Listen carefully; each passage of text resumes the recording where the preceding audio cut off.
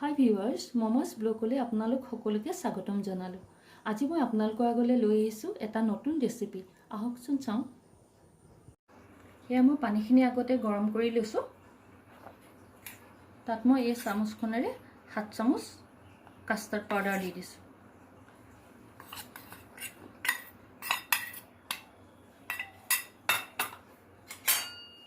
অলপ লৰাই ল'ম।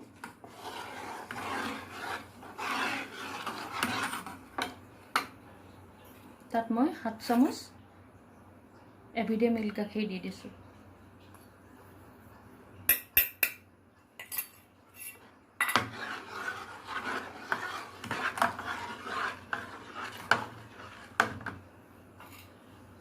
আৰু 5 চামুচ মই চেনি দি দিছোঁ।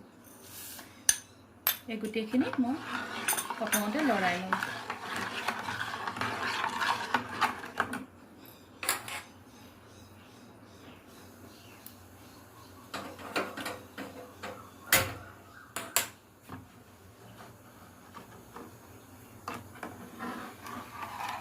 তাৰপিছত মই গেছত উঠাই দিছোঁ।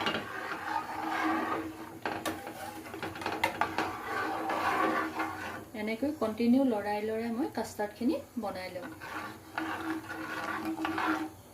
কণ্টিনিউ লৰাই নাথাকিলে কাষ্টাৰ্ডখিনি লদা বান্ধি যাব, তেতিয়া আমাৰ কাষ্টাৰ্ডখিনি ভাল নহ'ব। গতিকে এইদৰে লৰাই লৰাই মই কাষ্টাৰ্ডখিনি বনাই লওঁ।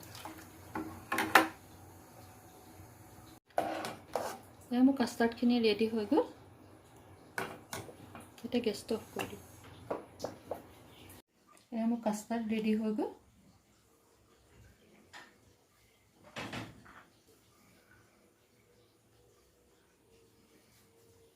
মই ইয়াতে ডালিম গুটি কেইটামান দি দিছোঁ। মই ঢালি দিছোঁ।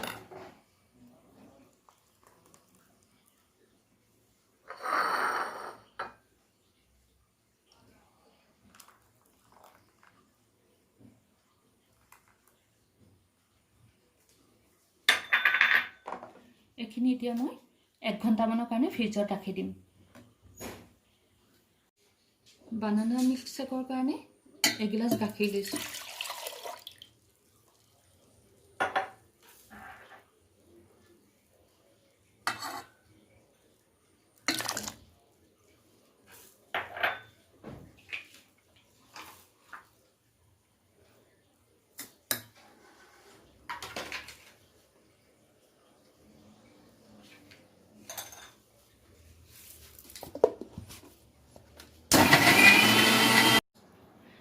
এয়া মোক গ্ৰাইণ্ড কৰা হৈ গ'ল।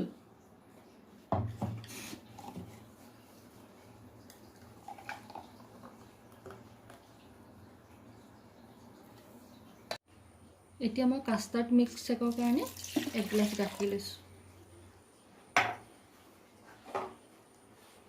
তাতে মই কাষ্টাৰ্ড অলপ দি দিম।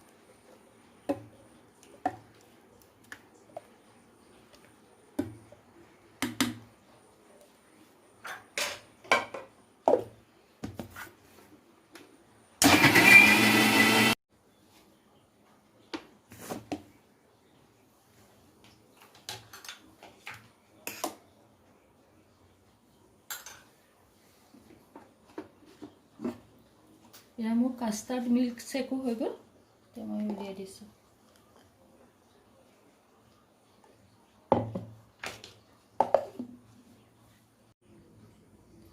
এয়া 1 ঘণ্টা হৈ গ'ল, মই ফ্ৰিজৰ পৰা উলিয়াই আনিলোঁ।